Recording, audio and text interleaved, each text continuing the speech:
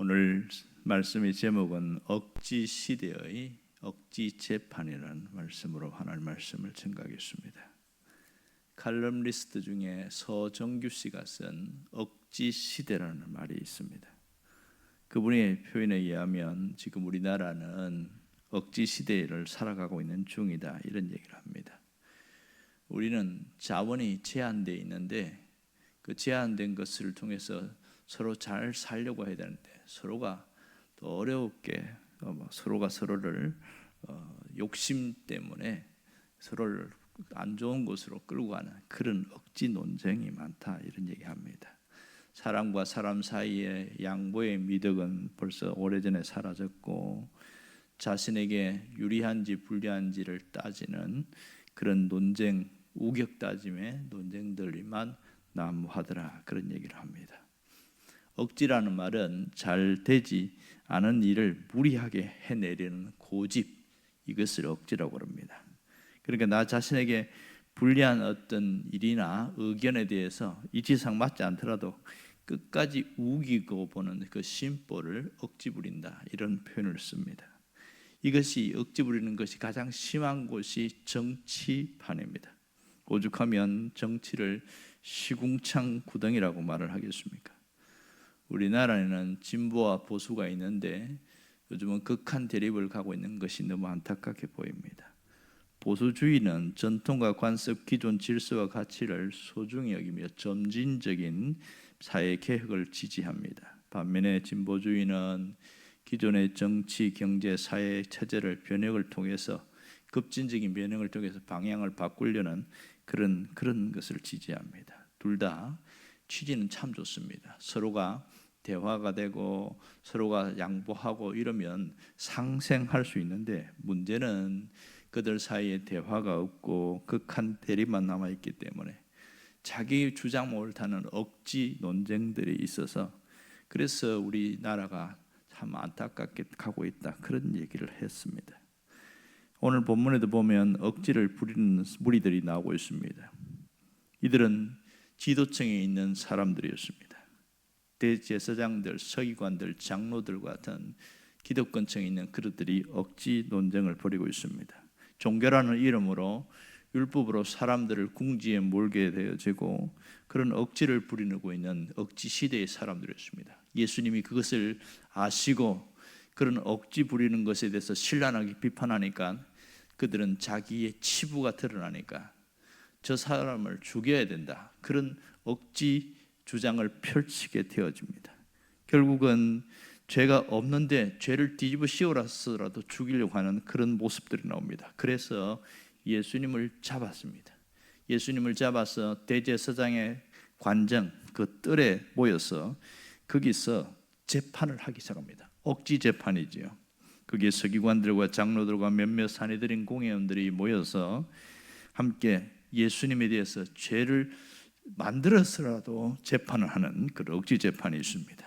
그래서 어떻게 하냐? 거짓 증거들을 수집했고 거짓 증인들을 모았습니다. 수많은 증인들이 나왔는데 그것이 별로 이렇게 죄가 해당되는 것이 없었습니다. 그런데 후에 뒤에 온 두 사람이 우리가 들었는데 이러면서 얘기하는 게 있습니다. 그것이 60절에 보면 그 얘기들이 나옵니다. 죄를 찾으려고 하는데 어떻든 죄를 뒤집어 씌워야 되는데 죄목이 안 나오는 거예요. 답답한 거죠. 그래서 61절에 보면 어떤 사람이 이렇게 말하는 겁니다. 제가 분명히 들었는데요, 이 사람은 사흘 만에 하나님의 성전을 헐고 다시 지을 수 있다고 그렇게 말했습니다, 이런 얘기를 하는 겁니다. 예수님 평소에 그런 얘기를 몇 번 하셨거든요.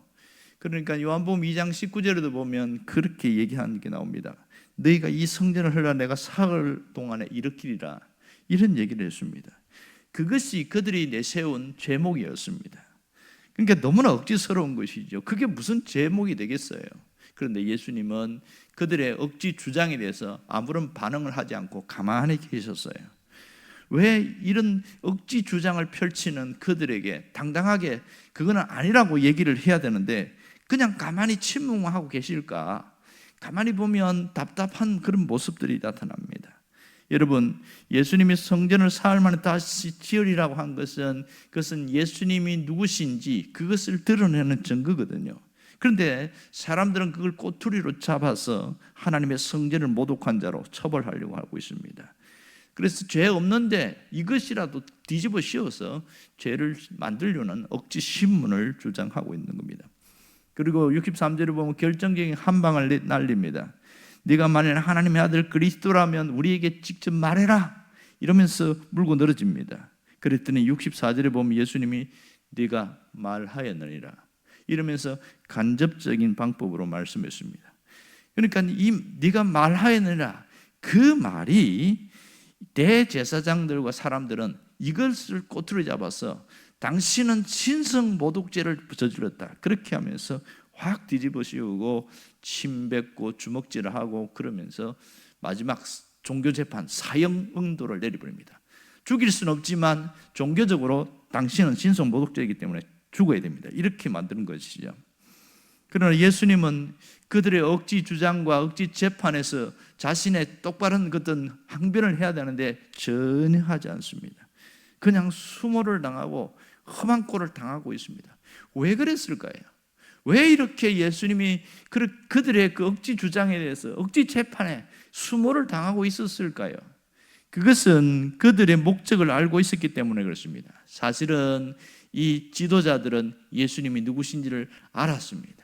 특히 서기관들은 성경을 통해서 메시아가 어떻게 온다는 것도 알았고 저 사람이 메시아일 수도 있다는 것도 알았습니다. 하지만 인정하지 않으려고 했습니다. 오히려 억지 누명을 씌워서 처형을 해야 된다고 했습니다. 왜 그랬을까요?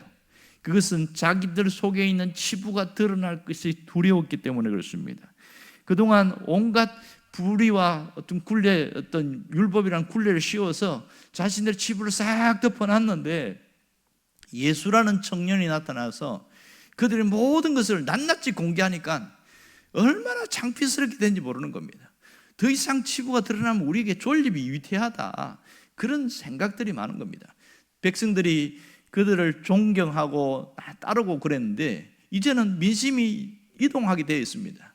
그러니까 그게 너무 두려운 거예요.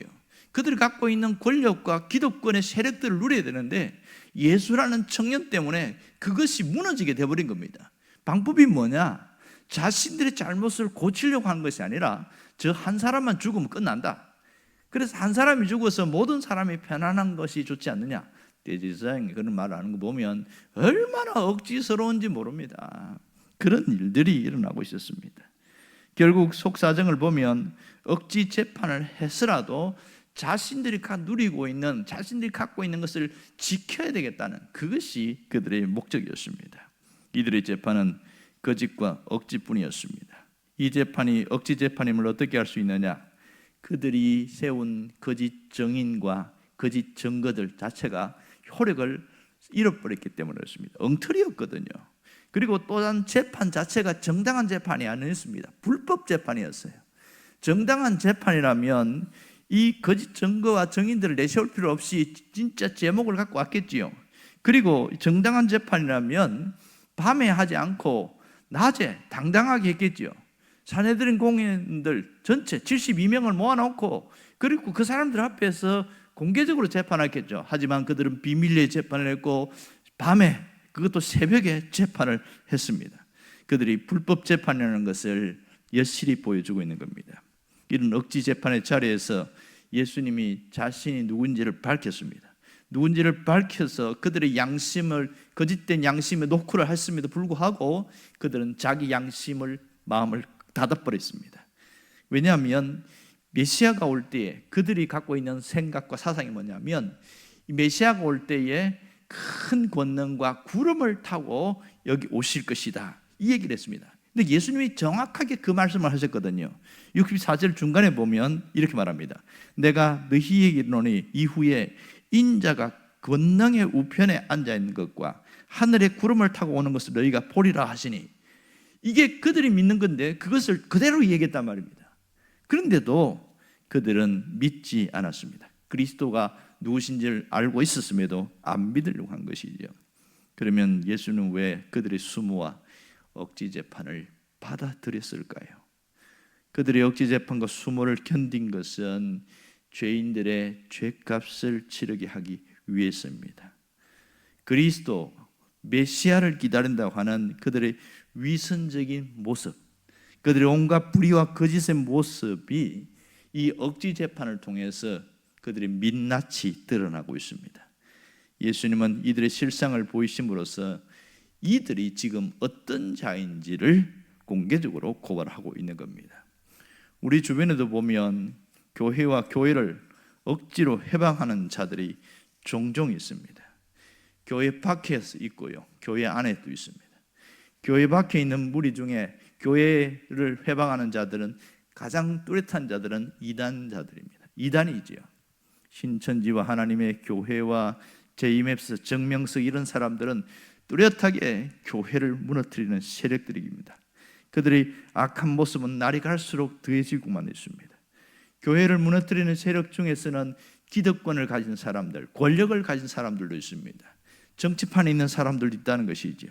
제도적으로 교회 자체를 없애려고 하는 그런 억지 주장하는 사람들이 있다는 겁니다. 또한 신자라는, 어떤 직분자라는 그 이름을 가지고 교회의 복음 운동을 방해하는 그런 자들도 있습니다. 그런 걸 보면 교회 안에도 이런 자들이 있다는 것을 우리가 알 수 있습니다. 너무나 안타까운 사실이죠. 심지어 부흥하고 성장하는 교회에도 이런 민낯이 드러날 때가 있습니다. 좋은 교회라고 소문난 교회도 이런 자들이 있음을 알 수 있습니다. 빌립보서에 보면 두 명의 여성 지도자들이 나옵니다. 요디아와 순두개입니다. 이들은 똑똑했고 열심히 했고 기도도 열심히 했고, 문제는 어떤 교회 일을 하면서 자기 의견에 맞지 않았을 때에 갈등이 심각하게 일어나는 겁니다. 모든 교회가 막 근심을 해야 할 정도로 그런 어려움들이 있었습니다. 이때에 바울이 공개적으로 요디아와 순두개라는 이름을 밝히면서 그들에게 이렇게 권면합니다. 주 안에서 같은 마음을 품어라. 서로 대립하고 있었기 때문에, 서로 당신 때문에 교회가 문제라고, 요디아도 그러고 순두개도 그러고 서로가 똑같은 얘기를 하는 겁니다. 바울이 가만히 보니까 두 사람 다 문제가 있더라는 겁니다. 그러니 자기 주장대로 한다고 되는 것이 아니라 같은 마음을 품어야 되는, 그것이 핵심인데 너희들이 그걸 놓쳤다, 그 얘기합니다. 그러면서 바울이 강조한 게 뭐냐면 주 안에 있습니다. 지금 너희들이 하고 있는 이 다툼과 갈등은 주 안에서 있는 게 아니라는 것이죠. 자기의 생각에 맞지 않는 것, 자기 마음에 들지 않기 때문에 강조하다가 대립하고 충돌하고 일어났다는 겁니다. 주 안에 있지 않기 때문에 이러한 일들이 일어났다면서 말합니다. 교회 안에서 혼란과 이런 갈등과 대립은 다 주 안에 있지 않은 사람들의 모습이라는 것을 알 수 있습니다. 몇 년 전에 어느 교회에서도 이런 일이 있었습니다. 두 명의 여자 권사님들이 있었는데요, 두 분은 서로 다 잘 살아요. 똑똑하고요, 공부도 많이 했고, 문제는 성격이 안 맞습니다. 한 사람은 굉장히 열정적이고 말도 거침없이 하는데, 한 사람은 상당히 차분하고 논리적이고 조직적입니다. 그러니까 두 사람이 어떤 일을 하는데 대립이었는 거예요. 라이벌이 돼버린 겁니다. 그래서 그 교회가 늘 두 사람 눈치를 봐야 되고 어느 편에 서야 되냐, 뭐 어정쩡하게 서서 일 때문에 얼마나 갈등이 일어나는지 도무지 이럴 수가 없어서 목사님이 두 사람을 목양실을 불러서 찾아서 한참 몇 시간 동안 이야기를 하고 설득하고 해서, 그 마음에 들지 않지만 억지로 화해를 시켰어요. 그래서 서로 마음을 풀라고 하고 악수도 하고 이렇게 해서 헤어졌습니다. 드디어 갈등이 봉합됐구나, 그렇게 생각하고 들어갔습니다. 2주가 지나서 다시 원점으로 돌아갔습니다. 별것 아닌 문제 가지고 트집을 잡기 시작하는 거예요. 그랬더니 그동안 눌러놨던 것이 또 터져버려가지고 서로 또 대립하게 되어지고, 이게 반복되어지는데 어느 날 조용해졌습니다. 언제 조용해진지 아세요? 둘 다 힘이 다 빠졌을 때, 나이가 들어가지고 힘이 쫙 빠져갖고 이제는 그런 싸울 힘도 없을 때, 그때 비로소 조용했다는 웃지 못할 그런 이야기가 있습니다. 빌립보 이야기처럼, 교회처럼 이 바울이 공개적으로 이렇게 얘기를 한 것은 빌립보 교회만의 문제가 아니었기 때문입니다. 성장하는 안디옥 교회도 그랬고 교회들마다 보이지 않는 갈등의 요소들이 있습니다. 그것은 주 안에서 같은 마음을 품게 아니고 자기의 마음, 자기 주장을 강조하다가 나타난 문제입니다. 우리는 언제나 서로 의견이 다를 수가 있고 서로의 자기 생각이 다를 수 있어요. 그래서 충분히 인정합니다. 문제는 어떤 일을 할 때, 특별히 교회 일을 할 때는 주 안에서 해야 된다는, 그것은 변함이 없는 진리입니다. 주 안에서 같은 마음을 품어야 하는 것이죠.